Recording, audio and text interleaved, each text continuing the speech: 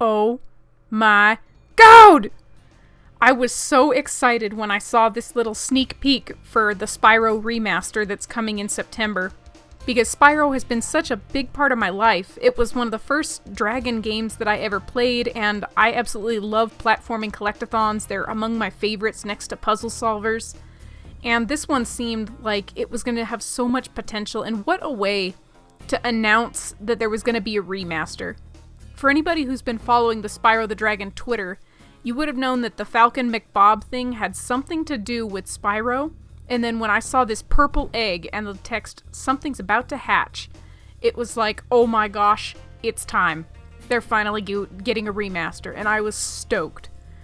So to celebrate the beautiful dawning of a new Spyro era, I decided that I wanted to make one of those eggs, because I really, really wanted one, and I know that they were only sent to certain people, but why send them to only certain people? Why not give us all the ability to do them? So I figured I'd do a DIY to show you guys how to do it. You only need 3 simple materials and a shit ton of patience. But enough of my rambling, let's go ahead and jump directly into this DIY, shall we? Okay, so the very first thing you're going to need is one of these cardboard eggs. This one has like a soft plastic coating on it. I picked it up from Hobby Lobby for about $1 because they were on sale for Easter. You're going to need thumbtacks of any size. I picked small ones because I want more scale variety. And you're going to need a type of metallic nail polish in whatever color you want to do. You're going to paint the heads on the thumbtacks so that they pick up the sheen from the gold metal beneath them. And you're just going to paint the tops of all of these little... you're going to paint the tops of all these thumbtacks and then just start placing them directly onto the egg. For the best result, start from the bottom and work your way up. Now, this is incredibly time-consuming, and to give you a rough idea of just how time-consuming this was, I've sped this video up by 300 times. So, you can see that even with 300 times speed, there's still a bit of slowness to how it looks, and that's because placing each one of these by hand takes ages, but the end result is so worth it. And granted, you could always just use larger thumbtacks. Like in the photo, you can see that it looks like it's covered in much larger tacks, which I'm pretty positive this is the same exact method that the people who made those eggs used, because they look just too close to be anything else. But I prefer the small ones because you can get more variety, and if you'll notice, you can see by looking at it that they're not all entirely purple. In some spots, the nail polish is like a bit thinner, so you get more of like a slight pink sheen to them, and I think that that little bit of variety in the purple really adds to the whole effect of the egg and makes it look better. The flat purple looked really nice, but I like a little bit of natural variety in my pieces, and this is definitely one such piece that totally looks way better with variety in it. I think I made this egg in roughly 6 hours. Anytime I cut away, it's because I'm having to open up another box of thumbtacks, repaint them, and then load them all back up so that I can use them. I used almost 900 thumbtacks in this entire egg.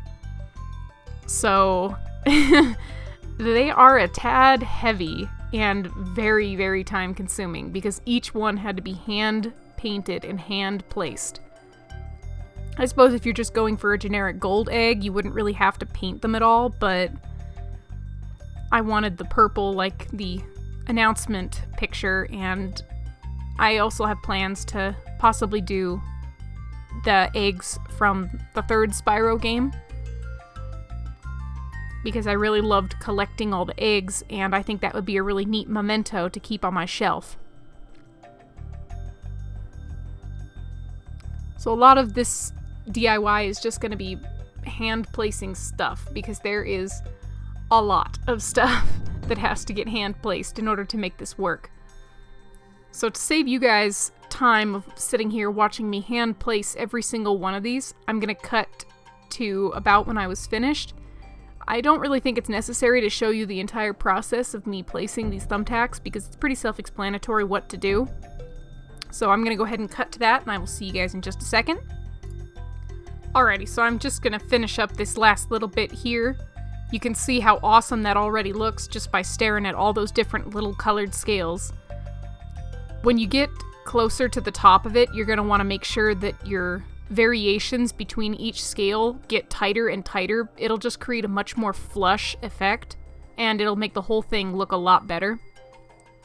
You can also see that as I'm placing them, I'm going in kind of like a circular pattern. I'm not just going straight up one side, because that makes a lot more variation and makes it look much more organic and realistic.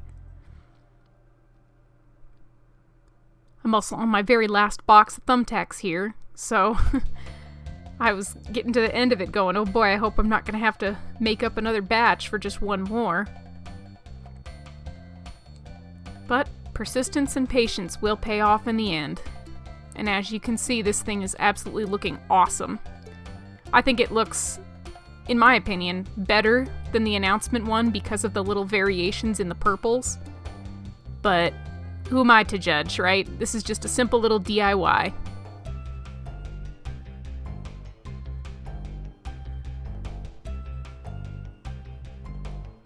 I don't know if I'll do a DIY for the egg from the third game. If that is something that you guys want to see, please let me know. I mean, it would just be relatively the same thing here where I'm just placing thumbtacks onto an egg, but if you would like to see, leave a comment below and let me know.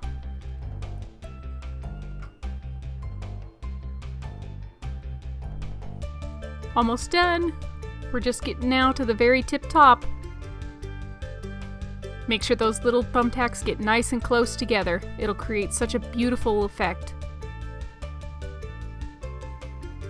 Da-da-da-da! Isn't it so pretty? Look at how nice and purple that looks. Oh, it's fantastic. And it's going to make such a cute little memento on its stand on my shelf. Look at that. Oh, that's lovely. Thank you guys so very much for watching. I hope you found this DIY useful, and if you do happen to make one of these eggs, please show me. I'd absolutely love to see it. As always, I want to thank you guys for watching, and if you enjoyed, be sure to leave a like, and subscribe to my channel if you would. It lets me know that you guys enjoy what I'm doing. Thank you so much, and I hope you have a wonderful day and a fantastic life.